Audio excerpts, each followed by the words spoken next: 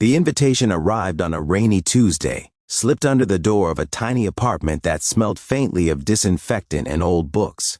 Maya Carter noticed it only because she nearly tripped over it. The envelope was glossy, expensive, nothing like the overdue notices and hospital forms she was used to seeing. She stared at her name printed in elegant cursive and felt a familiar tightening in her chest. Westbrook High School, 10th-year reunion. For a long moment, Maya didn't open it. She already knew why they had sent it. At Westbrook, Maya had been the class loser. Not because she failed exams, she'd been brilliant, but because she wore the same faded sweaters year after year, because she smelled like cleaning chemicals from her mother's night job, because she spoke softly and never fought back. They mocked her crooked shoes, her thrift store backpack, her habit of eating lunch alone. When her mother died suddenly in senior year and Maya disappeared for weeks, they laughed that she'd finally dropped out. She didn't. She graduated quietly, slipped out of town, and never looked back. Or so she thought. She opened the envelope with shaking fingers. Inside was an invitation filled with cheerfully cruel nostalgia. "Let's reconnect," it read. "Let's see how far we've all come." There was even a handwritten note scrawled at the bottom. "Wouldn't miss seeing you again for the world, Maya." She recognized the handwriting instantly. Brooke Simmons, Queen of the Hallway Whispers. The girl who once dumped Maya's notebooks into the trash and said, smiling, "Relax, loser. It's just a joke." Maya laughed softly, not because it was funny, but because it hurt less than crying. She folded the invitation and set it aside. She had patience to see, calls to return, lives that depended on her steady hands and calm voice. A high school reunion felt like a lifetime ago. But that night, as rain tapped against the window, Maya thought about the girl she had been, small, invisible, aching to be. She thought about how she had survived anyway, and quietly, almost without realizing it, she decided she would go. 10 years earlier, Maya had left Westbrook with one suitcase and a promise she'd made at her mother's bedside. "Be kind," her mother had whispered, struggling for breath. Even when the world isn't, those words became Maya's compass. She worked 2 jobs through college, then medical school. She slept on couches, studied on buses, cried in bathroom stalls when exhaustion threatened to crush her. There were nights she almost quit, nights when hunger gnawed and loneliness screamed louder than ambition. But she kept going, not for revenge, not to prove anyone wrong, but because she remembered what it felt like to be unseen. After residency, Maya didn't choose a prestigious hospital or a lucrative specialty. Instead, she returned to underserved communities, opening mobile clinics, funding rural health programs, treating patients who had long been ignored. She listened when no one else did. She stayed late. She paid for medications out of her own pocket when insurance failed. Success came quietly, then all at once. Grants, recognition, a nonprofit that expanded faster than anyone expected. Donations poured in, not because Maya chased fame, but because people trusted her. Still, she never went back to Westbrook. Until now, the night of the reunion arrived warm and glittering. The event was held at a lakeside country club. White lights, valet parking, champagne flutes clinking with laughter. Former classmates arrived in sleek cars, designer dresses, polished smiles. They hugged, boasted, compared titles and salaries like trophies. Brooke Simmons stood near the entrance, scanning the driveway with thinly veiled anticipation. "Do you think she'll come?" someone asked. Brooke smirked. "Oh, I hope so. I'm dying to see what she turned into." They laughed. A few minutes later, the low hum of conversation was interrupted by a distant sound. Deep, rhythmic, unmistakable. A helicopter. Heads tilted upward. Confused murmurs rippled through the crowd as wind whipped across the lawn, napkins flying, hair whipping loose. The helicopter descended slowly onto the far end of the property, rotors slicing the air like a heartbeat growing louder. "What the?" someone whispered. The doors opened, and out stepped Maya Carter.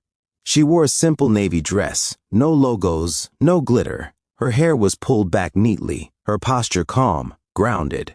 She didn't rush. She didn't look around for approval. She walked forward as if she belonged exactly where she was. Silence fell. Brooke's smile froze. That's her?" someone breathed. Maya approached the entrance, the noise of the helicopter fading behind her. A staff member hurried forward, flustered. "Ma'am, I'm here for the reunion," Maya said gently. "Sorry about the noise." Brooke forced a laugh and stepped forward. Maya? Wow. You, made quite an entrance. Maya smiled politely. I was coming from a clinic opening. This was the fastest way. Clinic? Brooke echoed. Yes, Maya replied. I run a few. The words hung in the air, heavy and unfamiliar. People stared at her the way they never had before. Not through her, but at her. Curious, uncertain, small. Inside, conversations buzzed with sudden speculation. Someone Googled her name. Eyes widened. Whispers spread like wildfire. Philanthropist. Doctor. Founder of a national healthcare nonprofit. Brooke's face paled as realization set in. This wasn't the punchline she'd expected, but Maya didn't bask in it. She moved through the room, greeting people warmly, remembering names, asking about families. She listened more than she spoke. She laughed softly when someone apologized awkwardly for not keeping in touch. Then, halfway through the evening, the host tapped a microphone. We'd like to invite anyone who wants to share a few words, memories, reflections. Please feel free. Brooke nudged her friends.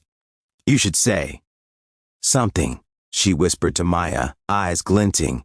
You've surprised us all. Maya hesitated. Old instincts told her to stay quiet, invisible. But she thought of her mother, of her patients, of the girl who had eaten lunch alone and dreamed of mattering. She took the microphone. The room quieted. Hi, Maya said, voice steady but soft.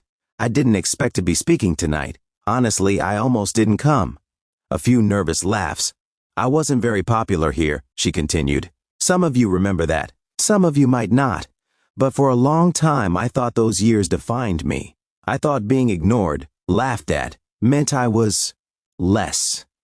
She paused, scanning faces.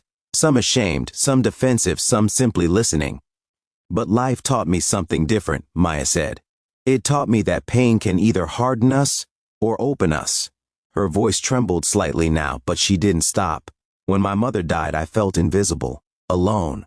What saved me wasn't success. It was kindness, sometimes from strangers, sometimes from people who never knew how much they mattered. A professor who let me stay late to study. A neighbor who left groceries at my door. A patient who said thank you like it was a prayer. The room was utterly silent. I came tonight not to prove anything, Maya said. I came because I believe people grow. I believe we're more than the worst things we've done, or the worst things done to us. She smiled, a little sadly. And because I wanted to give something back. She nodded toward the back of the room. The doors opened, and several staff members rolled in display boards and check stands.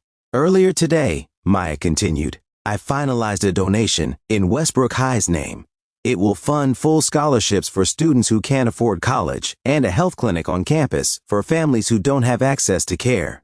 Gasps rippled through the crowd. This community shaped me, Maya said, even in its brokenness. I hope this helps shape someone else's future with a little more kindness than I knew back then. She set the microphone down. For a long moment, no one moved. Then someone started clapping, slowly, hesitantly. Others joined in. Soon the room was filled with applause, not loud and triumphant, but humbled, changed. Brooke stood frozen, tears streaming down her face. When the applause faded, she approached Maya, voice cracking. I was cruel to you, she whispered. I thought it didn't matter. I'm so sorry. Maya met her eyes, searching for sincerity. She found it. Thank you for saying that, Maya replied. It matters now. They hugged, not dramatically, not for show, but honestly. Later that night, as the reunion wound down, people approached Maya one by one. Some thanked her, some apologized, some simply said, You inspired me. Maya smiled at each of them, but as she walked back outside, she felt something deeper than pride. Peace. The helicopter waited, lights glowing softly. As she climbed aboard, she looked back at the building where she'd once felt so small. She wasn't invisible anymore. But more importantly, she had learned how to see others. As the helicopter lifted into the night sky, Maya whispered the words that had carried her all these years. Be kind. Even when the world isn't. And somewhere below, in a room full of people who would never forget that night, those words took root, quietly, powerfully, promising a future shaped not by mockery, but by compassion, courage, and the extraordinary strength of humanity.